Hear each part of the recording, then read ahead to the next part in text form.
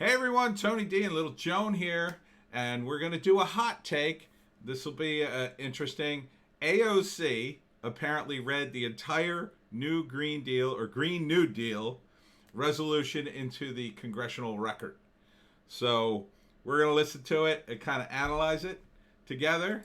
It was on C-SPAN, the channel that nobody watches, unless you're Thank like a you total to my political colleague junkie. from New York, Representative Espaillat, for holding this this incredibly important. She dresses hour like a school mom, on which I not don't just the blame climate her. crisis, You know, but the Green New Deal in she's particular. pretty As I good was looking, preparing for and this that would be evening, distracting if she I would be remiss but if to she say dressed that provocatively. last night we had So, a national smart Democratic thing. debate, and not a single question was asked about our climate crisis.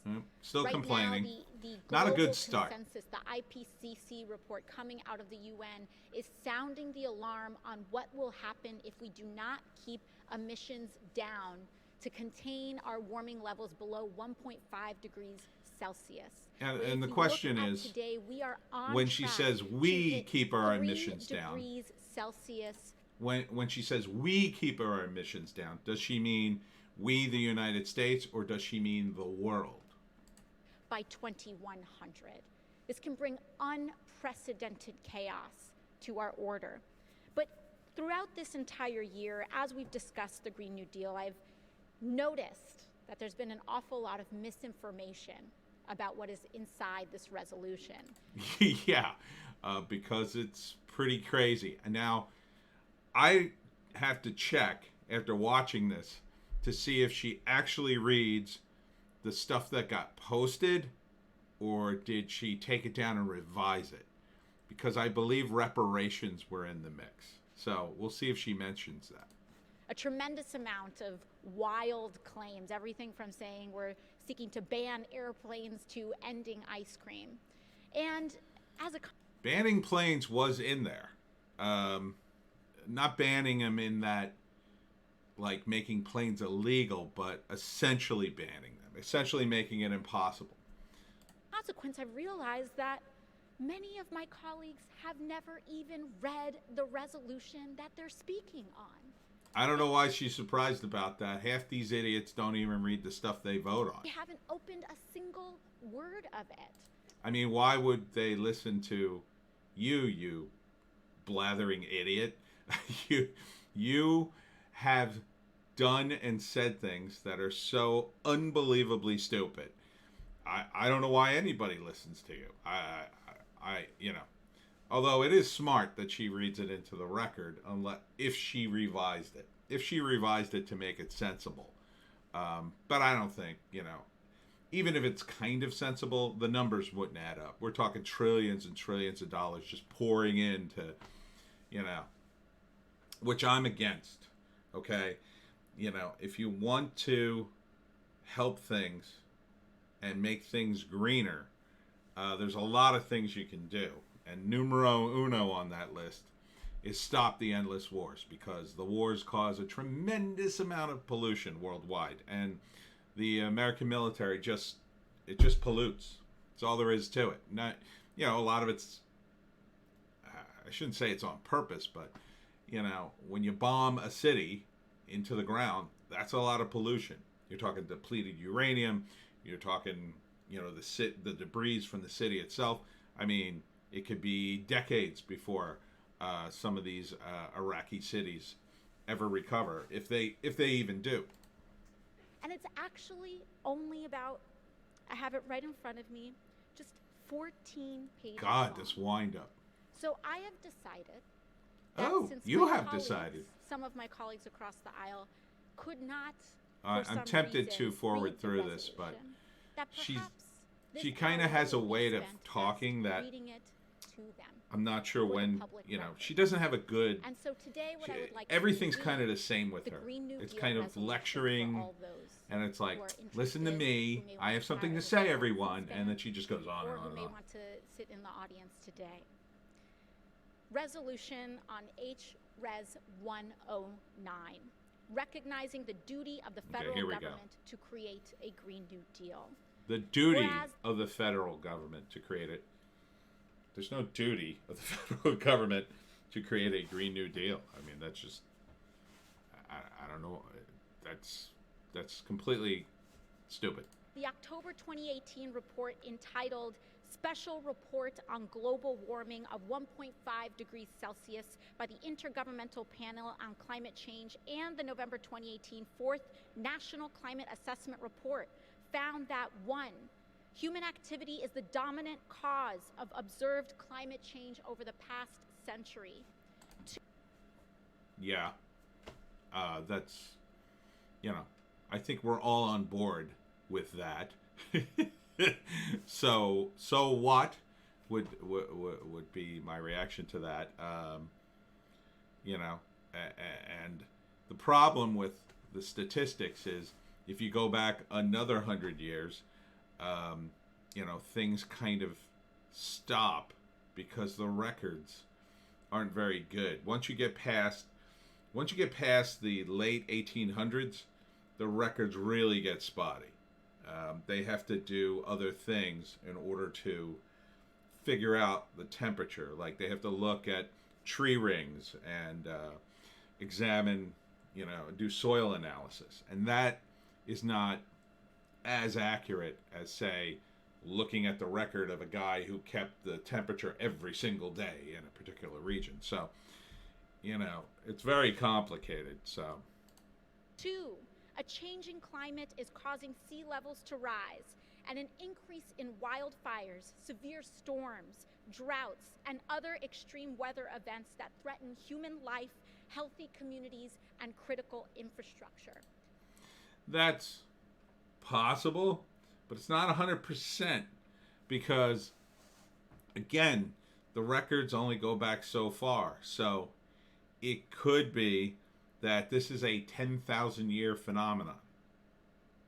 How the hell are you going to figure that out? That would be really tough to figure out, even with the soil analysis and looking at tree rings and stuff like that. I mean, you could maybe get an idea.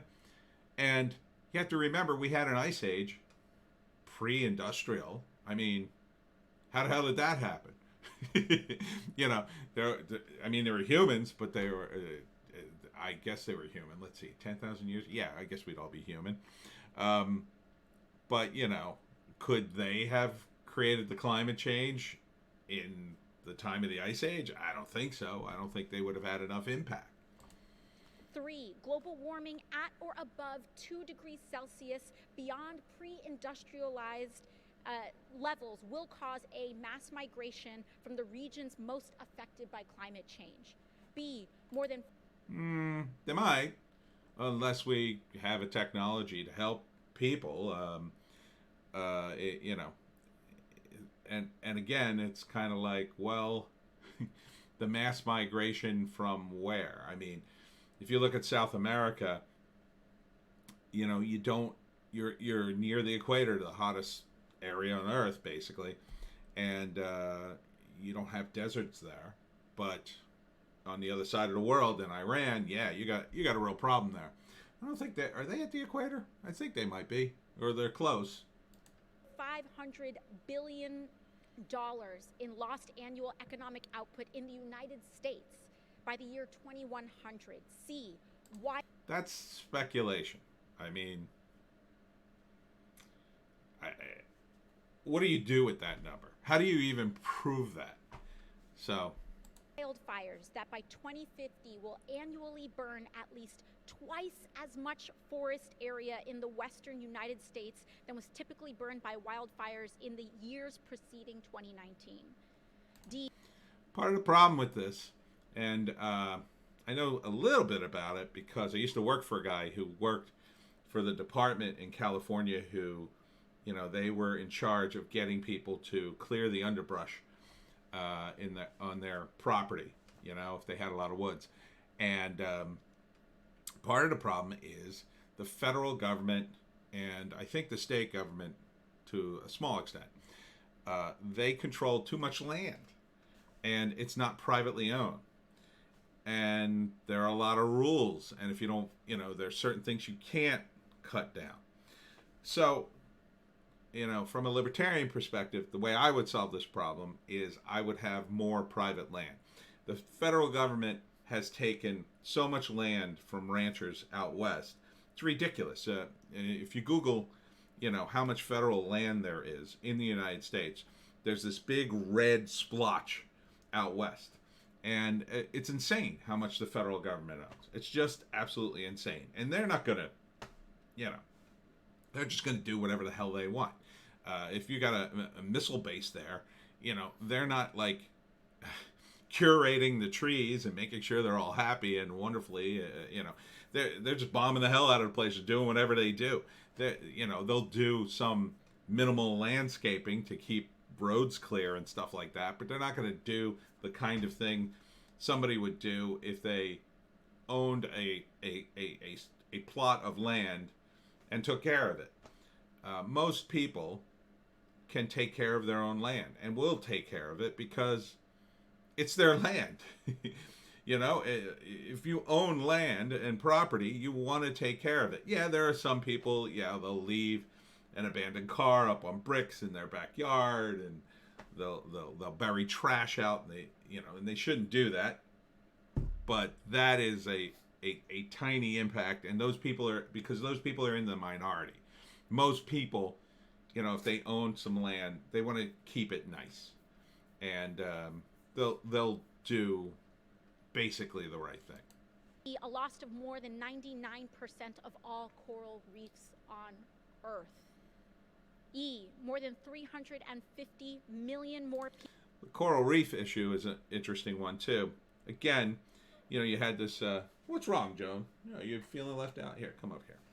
The coral reefs. One of the big dangers are oil spills, or any kind of spills, really. And if you look at the big spill in the Gulf of Mexico, with it was Gulf, right? I think it was Gulf, it was BP. BP, the big BP oil spill. One of the reasons that a lot of companies drilled is because their liability was capped at $100 million. And they make so much money off of these rigs that when you cap their liability, they just do the math and go, oh, well, we'll make that back in a week. So we're good. We're good if there's a spill. So if you hadn't capped the liability, and again, that's a government thing, and again, this would be what libertarians would do, we wouldn't cap the liability at all. Hey, you're going to spill in the Gulf, you're going to pay. You're going to pay until your company's broke and gone. And that's what should have happened to BP. BP should not exist as a company anymore. They should be gone. They should have been forced to pay out every last cent they had to the people of the Gulf. It should have been in the settlement should have been billions and billions and billions of dollars. It should have bankrupted them. And that would have sent a strong message to anybody else who wanted to drill in the Gulf. You better get your S together. And they would remember that, because every time somebody suggested, hey, why don't we cut back on the safety measures? No, we don't want to end up like BP. People to be exposed globally to deadly heat stress by 2050. And F, a risk of damage Speculation. to $1 trillion of public infrastructure and coastal real estate in the United States. Again, speculation. And 4, global temperatures must be kept below 1.5 degrees Celsius above pre-industrialized levels to avoid the most severe impacts of a changing climate, which will require global reductions in greenhouse gas emissions from human sources of 40 to 60% from 2010 levels by 2030, and B, net zero global emissions by 2050. Not going to happen. Whereas, because the United States has historically been responsible for a disproportionate amount of greenhouse gas emissions, having emitted... Boom! There is the subtle sleight of hand. Has been historically been responsible. Yeah, and that's true. Now it's not true. We've gotten our carbon emissions down pretty good. And to the point at which getting it down any further probably won't even make a difference. It's China and India that are really polluting the scene. 20% of global greenhouse gas emissions through 2014, and has a high technological capacity. The United States must take a leading role in reducing emissions through economic transformation. Well, See that this is the problem with this new Green Deal. Economic transformation. What does that mean? What that doesn't mean anything. Economic transformation. Like if she had said economic incentives, that means something. Transformation means almost nothing. Just means do something. Whereas the United States is currently experiencing several related crises, with one, life expectancy declining while basic needs such as clean air, clean water, healthy food, and adequate health care, housing, transportation, and education are inaccessible to a significant portion of the U.S. population. Okay, so you see where this is going, right? This was about the climate. Now it's about giving everybody everything. So she said so much in that, right? Education. What does education have to do with life expectancy? Not a whole lot. And in fact, you could be very educated and be extremely unhealthy. You all right, Sneezy? You all right? You want to get down for a while? Had enough of AOC? I don't blame you. All right, go sneeze somewhere else. Here you go.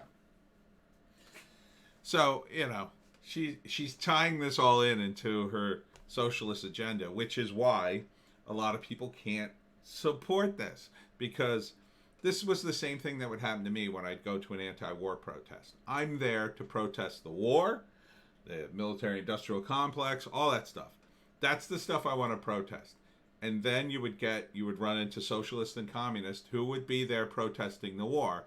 But then they'd say, well, we got to stop the war. And you'd be like, yay. And we got to give everybody free housing. You'd be like, whoa, wait a minute. And we got to give everybody free healthcare and free college. Hey, back up. That's not what I signed up for. And this is the what you call it, the sleight of hand, if you would.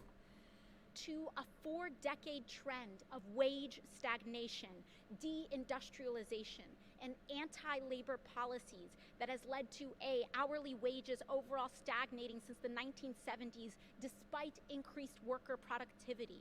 B. And it's weird that she would put that in the new Green Deal when Trump has started to reverse that trend. Wage growth is up. There are jobs. He's bringing manufacturing back. But when you bring manufacturing back, you also bring the pollution. You can't build a factory and have zero pollution. You just can't do it. There's always going to be some pollution with a factory. That's the price you pay for having the factories here. Whether it's some amount of pollution out of a smokestack or some amount of residue, toxic residue you have to dispose of, or just trash from the factory itself, the factory floor. There's just going to be more trash. There's going to be more people there. There's going to be, if you cut stuff out of metal, there's going to be metal scrapings that you either got to recycle and melt down or send away. You got to sweep it up, or plastic shavings, which are to some extent even worse. I mean, there's going to be pollution where you have. So here she is crying about pollution. And now she's crying, oh, there's not enough manufacturing jobs. Well, this is her plan going off the rails and trying to encompass everything. And this is part of the reason why this would totally fail. It's just, oh, well, we got to do this. And by the way, people are rude to each other. So let's have a politeness bill. I mean, you can't put everything in the damn bill, AOC. The third worst level of socioeconomic mobility in the developed world before the Great Recession, and C, the erosion of earning and bargaining power of workers in the United States, and D, inadequate resources for... You know what gives you good bargaining power? Is a labor market where there's not enough laborers. And that's what we're headed towards now. Trump has done that. He's done that partly by... AOC, wake up, strengthening the border, making it harder for people to cross the southern border. Because of that, fewer people are doing it. It's too big of a risk now. And because of that, these companies are forced to hire people here. And when the labor dries up, they're forced. Look, I went in the supermarket not too long ago and I saw a sign. They're hiring people at the deli for $12 an hour, and they put it on the sign. The minimum wage here is $11 an hour. So already they've bumped it up, and they're so desperate for people, they're advertising the $12 an hour in the store. So that's an indication we can't get enough people. We got to do something. And that's a good thing. But AOC, of course, wants open borders. She doesn't want to prosecute anybody who comes here to this country illegally. So how are you going to have both, AOC? How are you going to have this country flooded with illegal workers who then take up all the jobs because it depresses all the wages, and half these guys will work for nothing. They'll work for like half the pay just because it's better than the life they had in some Central American country, and at the same time raise everybody up. You can't do it. The math just isn't there. Public sector workers to confront the challenges of climate change at local, state, and federal levels. And oh boy, that's just what I want. I want my local government to start enforcing recycling laws and chastising me for throwing the wrong thing in the wrong bucket. I mean, Jesus. This woman, I mean, she's off her nut. Let's be honest. And thankfully, I think she's getting booted this election. Fingers crossed, she'll be done and never get elected again. I mean, you know, she is supposed to represent her district, especially when you're in the House.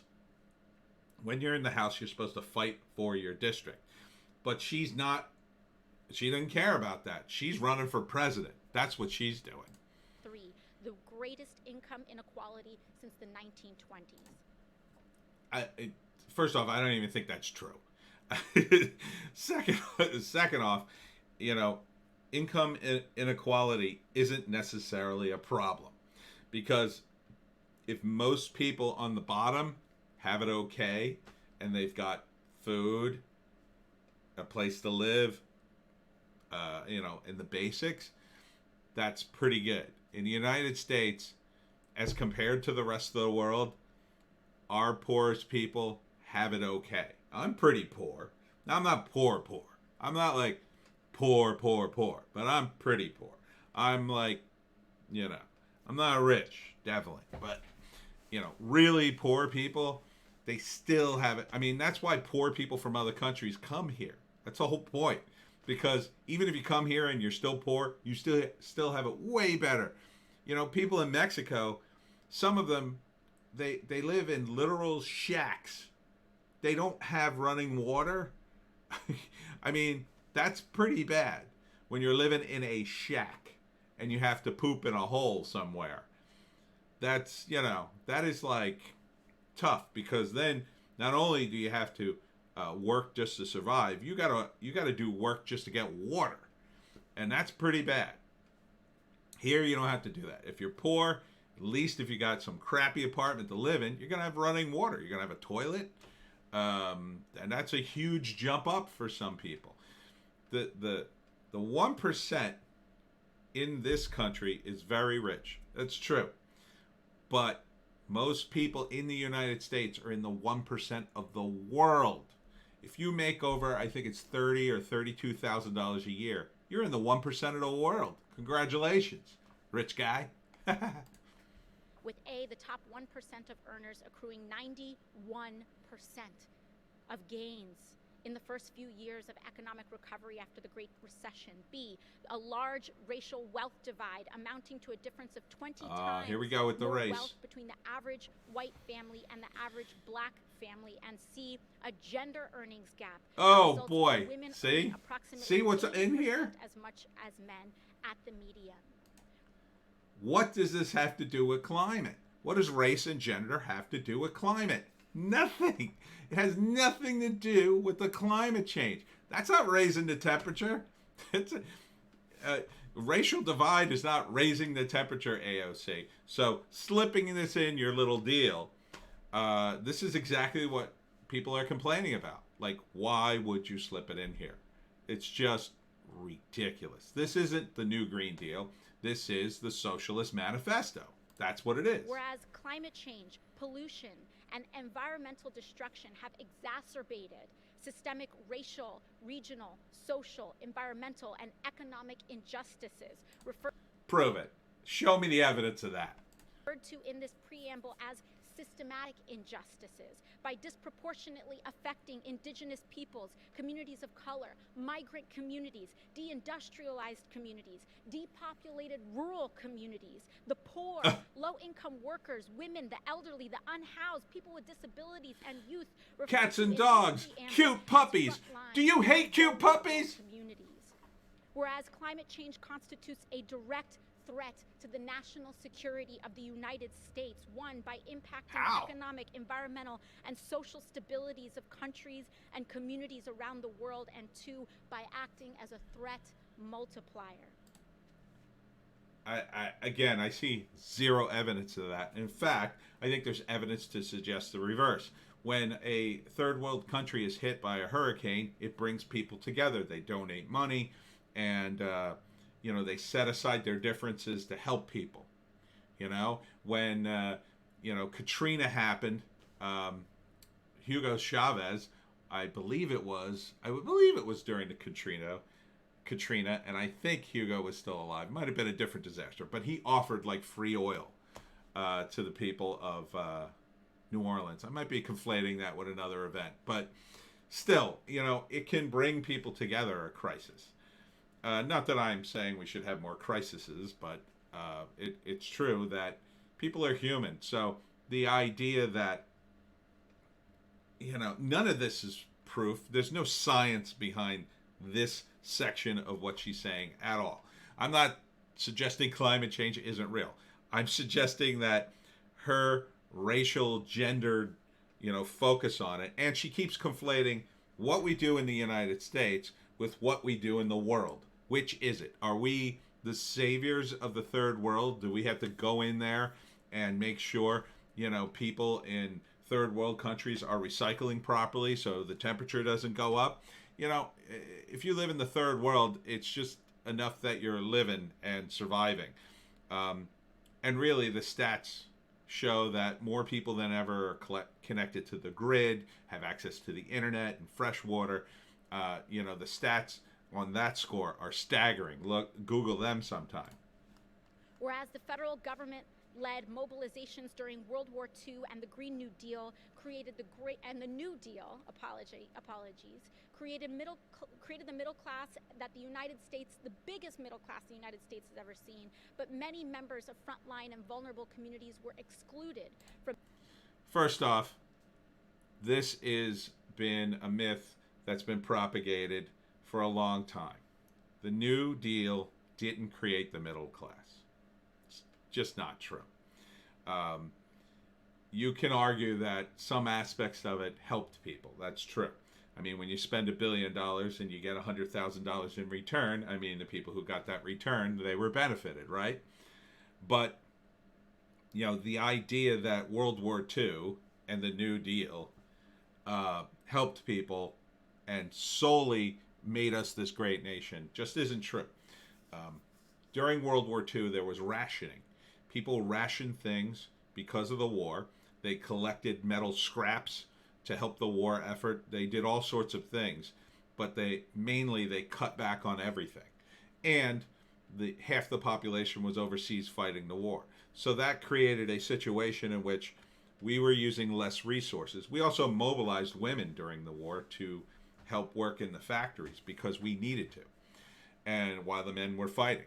So there are a lot of elements there, and of course her third grader knowledge of World War II is like a lot of people's, and I really resent that that thing in the New Green Deal right there, because it was a time of war when everybody pulled together, and you're talking about a country that, our country at that time was more, I should say, I shouldn't say relatively, I would say it was more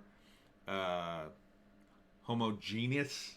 Is that the word I'm looking for? Conformed. I mean, it was more of the same kind of people. Yeah, there were African Americans, but there weren't a lot of people from tons of other countries because travel wasn't there yet. I mean, we had people of different races. We had a melting pot going, but there was, it's not like it is now, where there's so much travel and so many people come here. So this idea that created the middle class. What created the middle class was this. After the war, they cut the defense budget by 50%. They brought home all the soldiers.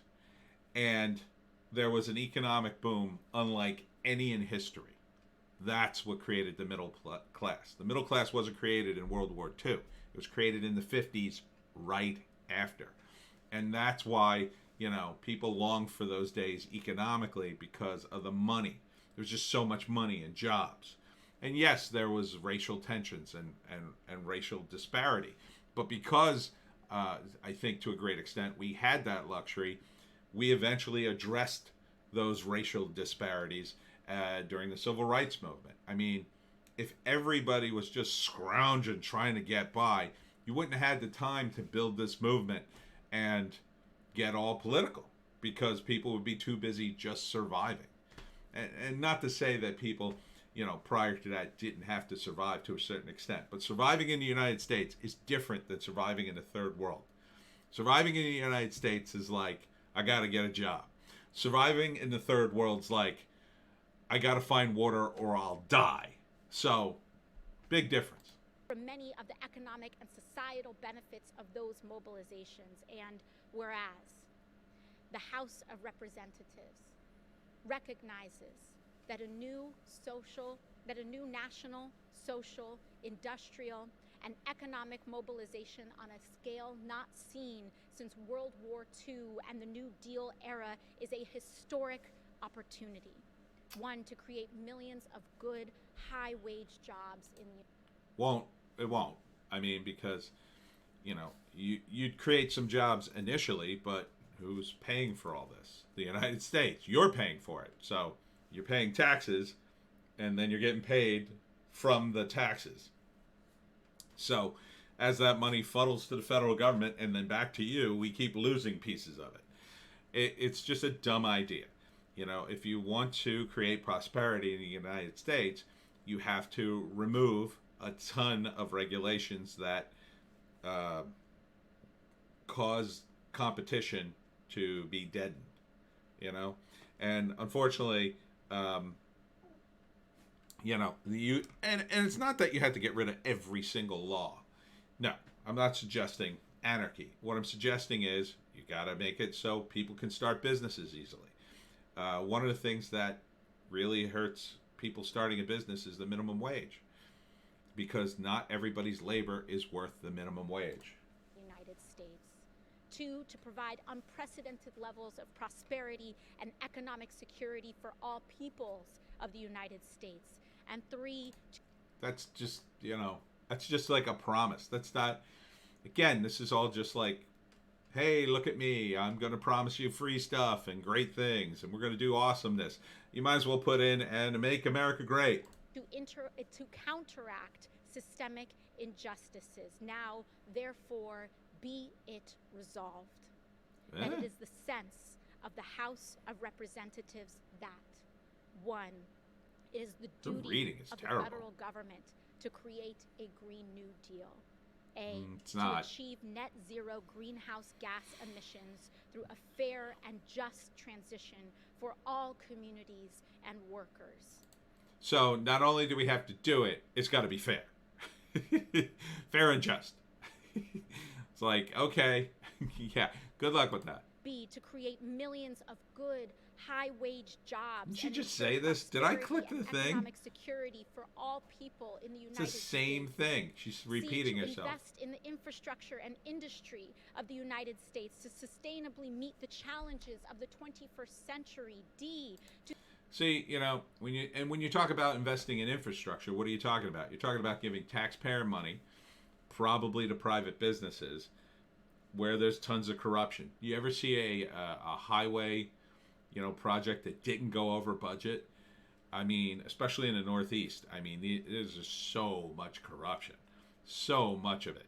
And from the other end, I've heard from people who have worked with the government how much the government just wastes their time, make them go back and redo things. And there are all these ridiculous regulation and rules, and sometimes people at both ends are just wasting so much time and money just trying to move forward with projects. Whereas if you just privatized everything and made people do it, people would just do stuff. We need a bridge. We have a company on that island over there, and there's, the old bridge sucks, and we want to bring in heavier trucks. Let's build a bridge. And then the company would just build it because they need it. And then, later, if that company went out of business, the bridge would still be there. To secure for all people of the United States for generations to come. 1, clean water. 2, climate and community resiliency. 3, healthy. What is that? Climate resiliency? Food. 4. Most people have food and water in this country. Okay. And what is she really talking about when she says, the best? I mean, are we talking some kind of special food, or are we talking just food? Are we talking subsistence levels, or are we talking like healthy food in that, well, everybody has to have access to fresh fruit and organic produce and organic chicken, and that stuff's expensive. These are all vague sort of platitudes. Access to nature, and 5, a sustainable access to nature, environment, and E, to promote justice and equity. Oh, there it is. There's the communism. I knew it would be in there. Equity, everyone. Equity. Everyone's got to be equal. By stopping current, preventing future, and repairing historic oppression of indigenous peoples, communities of color, migrant communities, deindustrialized communities, depopulated rural communities. Didn't she say all this? Did I hit the button and go backwards? The elderly, the unhoused, people with the disabilities. The elderly. And youth, referred to in this resolution as frontline and the vulnerable youth. Communities too. How are the youth vulnerable? I mean, that doesn't even make any sense to put the youth in it. The youth are young. There's all kinds of crazy stuff they can do. They have a future ahead of them. What the hell are you talking about? This is like straight up communism now.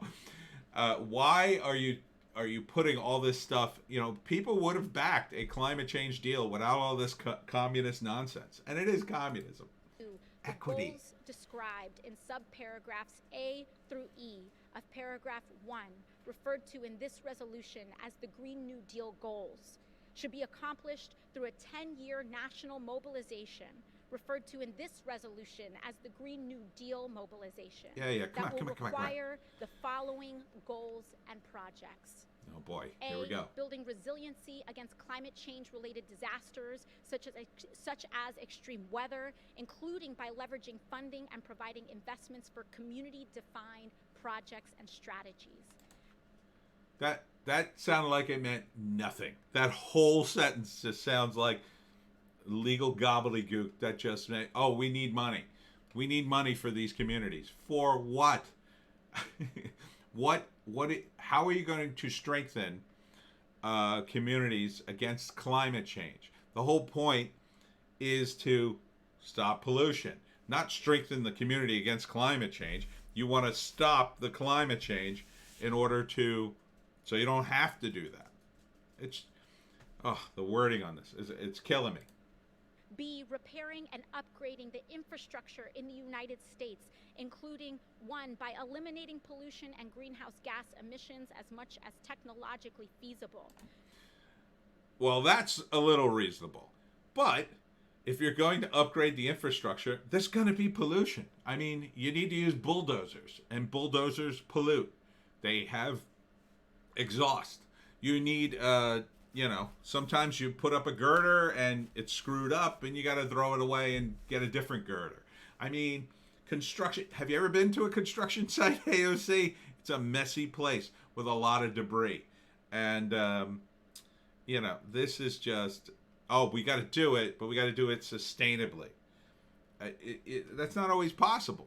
It creates a lot of pollution to build stuff. 2, by guaranteeing universal access to clean water. What does that even look like? What does that even look like to have universal access to clean water? What the hell does that look like? I have no idea what that means. Most people have access to clean water. Most people. Do you mean like public fountains? Because they got public fountains out in San Francisco, but you wouldn't catch me using one of them because that's where the junkies wash their needles. 3, by reducing the risks posed by climate impacts, and 4, by ensuring that any infrastructure bill considered by Reducing the climate impact, that would be acceptable. Congress addresses climate change. C, meeting 100% of the power this is addressing demand everything. in the United States through clean, renewable, and zero-emission energy sources, including 1, by dramatically expanding and upgrading renewable power sources, and B, by deploying new capacity. D, building. It's not always possible, and one of the things that's being talked about now is how, again, nuclear power, although it was way more toxic back in the 70s, it's gotten a lot, the technology has made it a lot better, a lot safer. So that may be the way to go. Nuclear power on a lot of things, electric cars. But Elon Musk, who makes electric cars, said, even if you started at maximum capacity replacing all the cars, you still wouldn't be able to do it in like 25 years here. So there's a lot of cars. It's going to take a long time. So, the idea you could do it in, I think she wants to do it in 10 years. It's just not going to happen. And, a lot of people aren't going to be ready to buy an electric car right away. Especially people like me who are poor. I can't even afford the car I have, much less afford to upgrade to an electric car, unless finally Elon Musk builds the Model T Ford of the electric car for like, I don't know, maybe 10 grand. That'd be nice. Or upgrading energy efficient, distributed, and smart power grids, and ensuring affordable access to electricity. Well, again, rebuilding the power grid, which is something we need to do in the United States, but extremely toxic. The materials used in building the power grid, very, very bad. There's a lot of stuff that would have to be disposed of. So you may not want to just tear it all down and rebuild it in 10 years because that would create a lot of pollution. You may want to spread that out over 20 years, 30 years, 50 years. I mean, if it ain't broke, don't fix it. E, upgrading all existing buildings in the United States and building new buildings to achieve maximum energy efficiency, water efficiency, safety, affordability, comfort, and durability, including through electrification. How the hell are you going to rebuild every building in the United States? That's just an idiotic statement. Every single building in the United States. You're in a building right now. And look around. Do you think it needs to be rebuilt? I live in a place. I don't want it rebuilt. Where am I going to live? Where am I going to live while it's being rebuilt? How am I going to afford that? Look, I know where I live, the building isn't new, but it's fine. And I really don't want to see it torn down and rebuilt on my dime. And I really wouldn't want to see it torn down and rebuilt on the taxpayer dime, along with everybody on my street. I mean, that's just an insane statement. You're going to rebuild every building in the United States. It's crazy. F, spurring massive growth in clean manufacturing in the United States and removing pollution and greenhouse gas emissions from manufacturing and industry as much as is technologically feasible. Yeah, well, what about economically feasible? She thinks this is going to boost the economy in some way. That's just voodoo economics right there. Like, it might not, because none of this is necessary. China built an entire city. They decided, okay, we're going to build a city out in wherever they built it, somewhere in China. And, it was a super modern city. It had all the bells and whistles, and it was all planned, and it's all centralized. And, of course, there was a lot of surveillance stuff, too. And they were all excited about it and opened the city, and no one wanted to move there.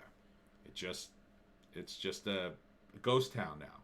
And that's what you get when you get central planning. Cities are organic. A lot of this stuff is organic. There's a reason why Manhattan and New York City is where it is.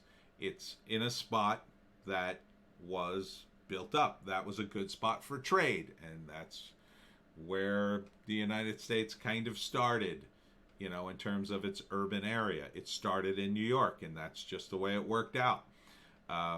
You know, there was a lot of reasons for that. There was a lot of, you know, ships going in and out of the harbor. There, I mean, it was just a good spot to have a city, and that's why it was there. Same thing with Philadelphia. It's near rivers. We had ports, you know, hundreds of years ago. I mean, that's why Philly is where Philly is. It was about location, location, location, not about, hey, let's plan, let's pick a spot and hope everybody goes there. That's not the way it works. Including by expanding renewable energy manufacturing and investing in existing manufacturing and industry. G, working collaboratively with farmers and ranchers in the United States to remove pollution and greenhouse gas emissions from the agricultural sector as much as is technologically feasible, including, 1, by supporting family farming. Well, I can agree with that. But part of the problem with farming in general in this country is there's too many subsidies, and there's too many regulations on the farmers. You know, I keep talking about they talked about regulating dairy. They're going after the dairy farmers, or they already did. I haven't looked into it in a while. And it's the regulation that kills these people, because they have small farms. They can't do everything. They can't have a scientist come out and test everything. They're just a bunch of people trying to live and grow some potatoes or whatever. Just let them figure it out. Look, they're going to make mistakes. Yeah, somebody will use too much pesticide, or, you know, maybe they'll get into drinking water and that'll be bad, whatever, and they shouldn't do that, and we should have more organic stuff. I'm all about that. I don't like pesticide on my food. But this ridiculous, onerous, especially at the state level too, you know, you can have some laws, and certainly if you are polluting, that's bad. But my God, they've over-regulated farming, and that's why only the big farms really exist as, you know, business entities. It's hard to farm. It's very hard. It's very hard to make money at it. And 2, by investing in sustainable farming and land use practices that increase soil health.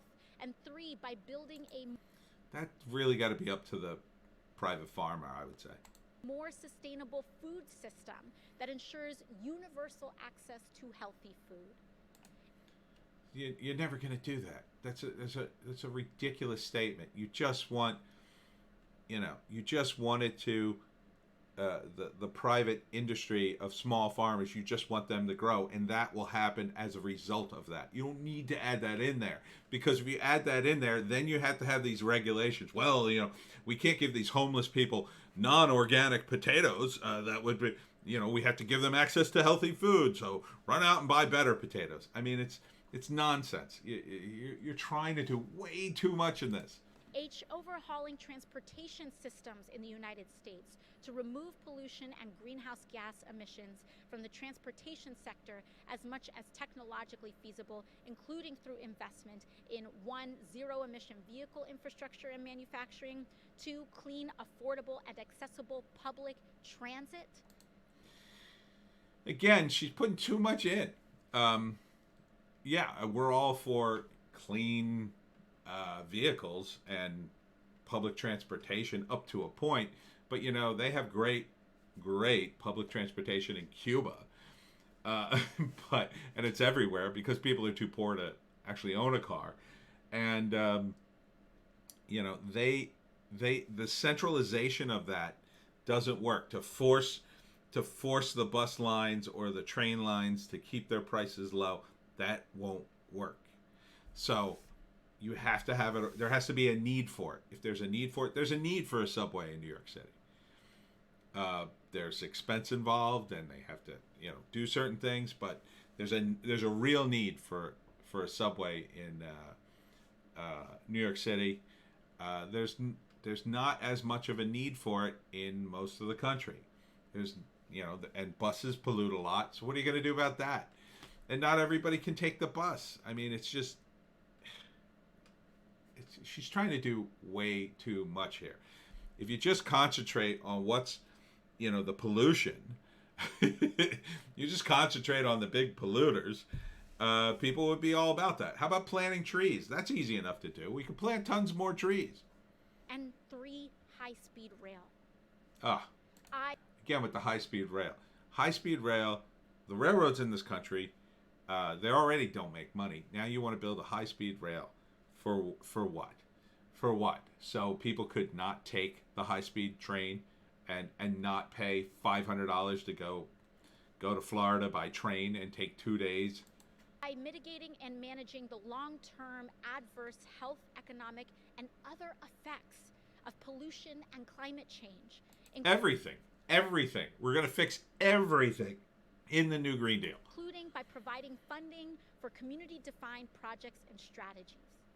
J, removing greenhouse gases from the atmosphere and reducing pollution by restoring natural ecosystems.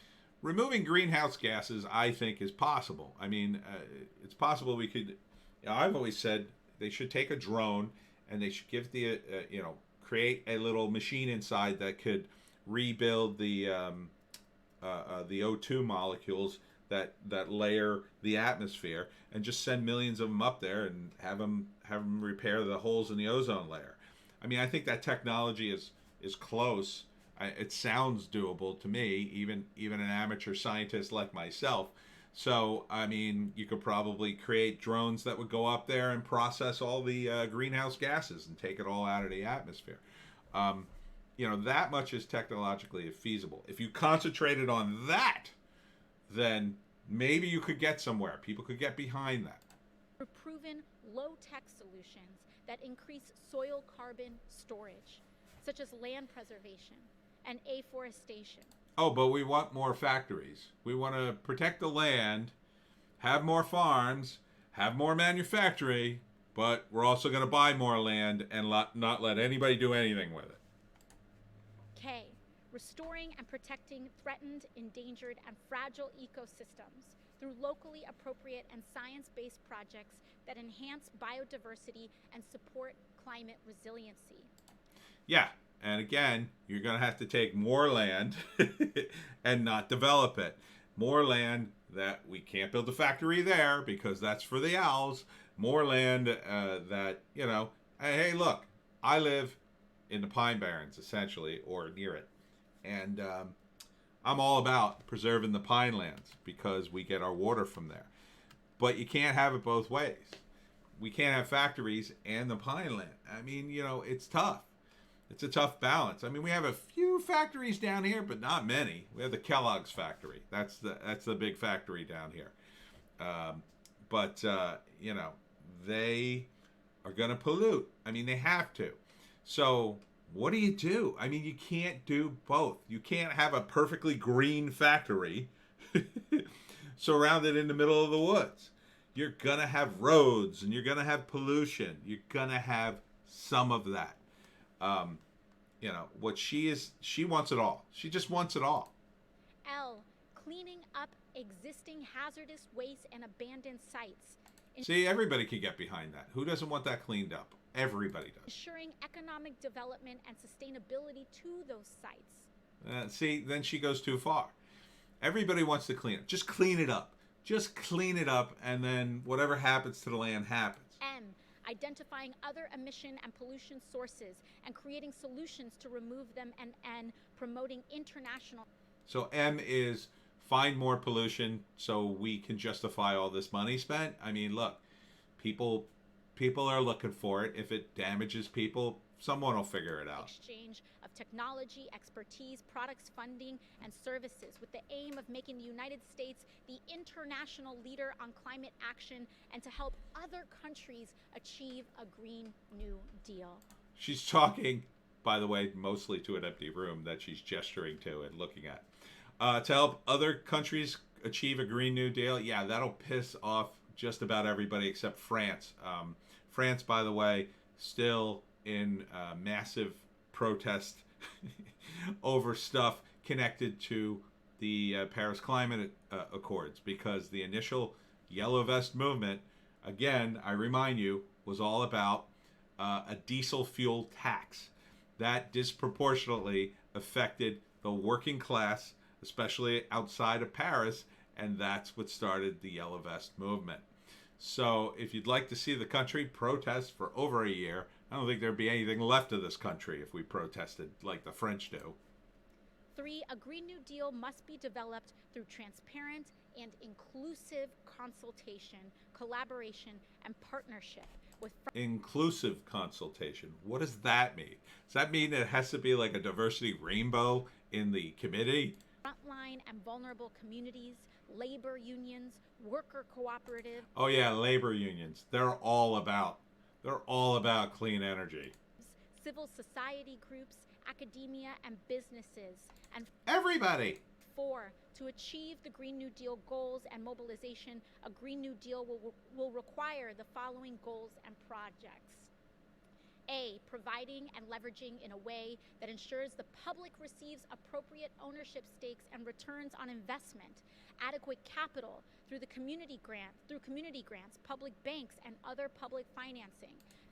Yeah, because that's just what I want to do. Give not only the federal government, but then the local government money to, spend it, because I am not capable of cleaning up my own yard and keeping my pollution in check. It's just what we want.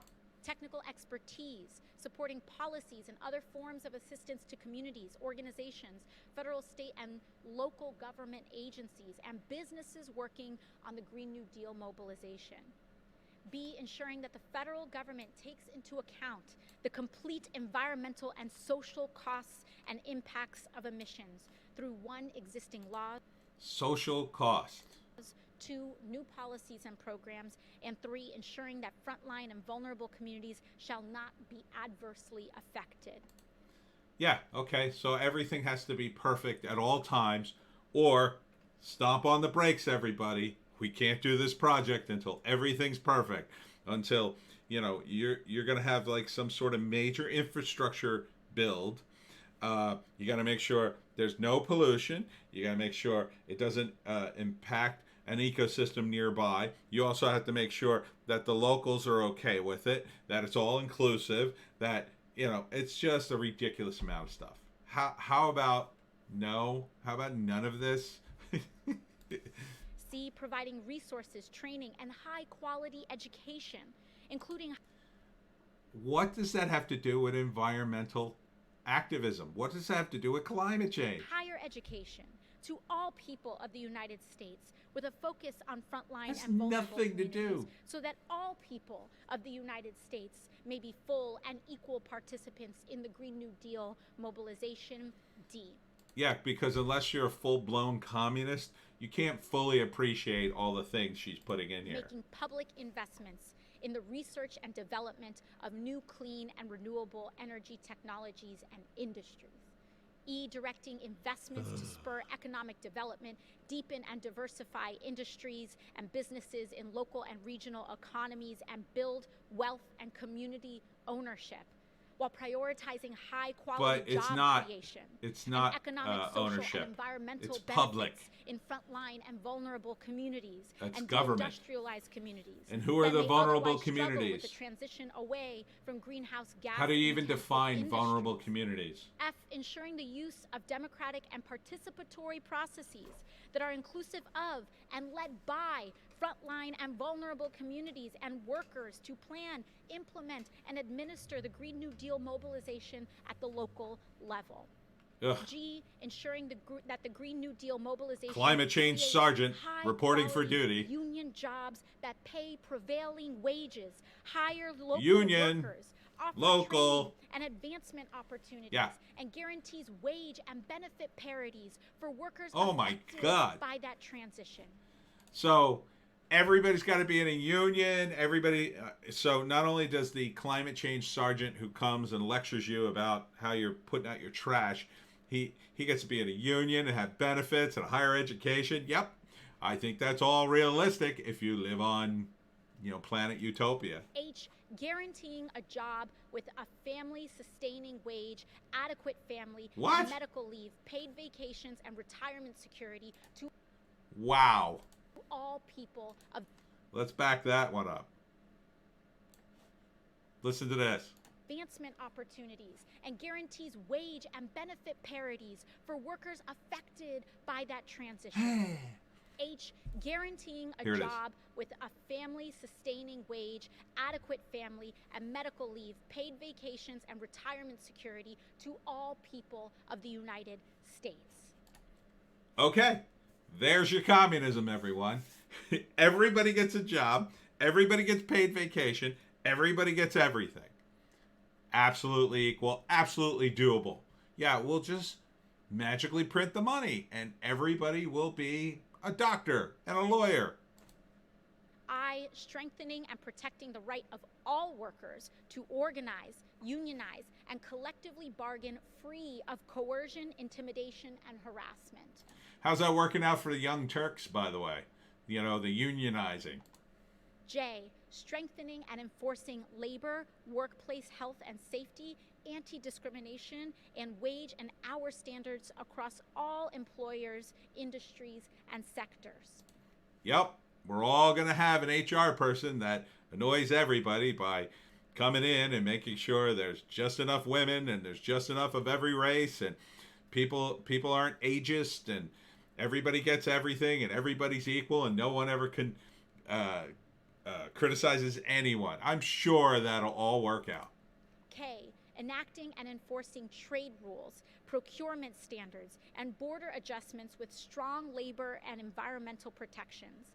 I, to stop the transfer of jobs and pollution overseas. And one, to stop the transfer of jobs and pollution overseas. And well, that's already started to happen, AOC. And two, to grow domestic manufacturing in the United States. Oh yeah, I'm sure it'll grow a lot when these companies hear that you have to give every worker like 2 weeks paid vacation, benefits, including the guys who manage all the way down to the guy who sweeps up. I'm sure that'll all not be transferred to the products that these factories build and then eventually to the consumer when, iPhones cost $5,000 because they're built in the United States by union-made workers. Then we'll see. L, ensuring that public lands, waters, and oceans are protected and that eminent domain is not abused. Okay. That would be that little clause about eminent domain. I pretty much agree with. I'm not a big fan of eminent domain. As a libertarian, I believe it should all be privatized. However, what she's talking about is a special task force to check on those things. And it's just more tax money, just more spending. M, obtaining the free, prior, and informed consent of Indigenous peoples for all decisions that affect Indigenous peoples Good and luck their with traditional that. territories, honoring all treaties and agreements with Indigenous peoples. Pretty much and protecting think we and do enforcing now. the sovereignty and land rights of Indigenous peoples. N, ensuring a commercial environment where every business person is free from unfair competition and domination by domestic or international monopolies. Okay, so how do you identify domestic and international monopolies? Is Amazon a monopoly? Could be. You could call it a functional monopoly, but technically it's not. Again, these are all just sort of vague things that we're going to do something for someone and it'll all be great and we'll all have equity, everyone. Equity. And O, providing all people of the United States with high-quality health care, affordable, safe, and adequate housing, Nothing. economic security, and clean water, clean air, healthy and affordable food, and access to nature.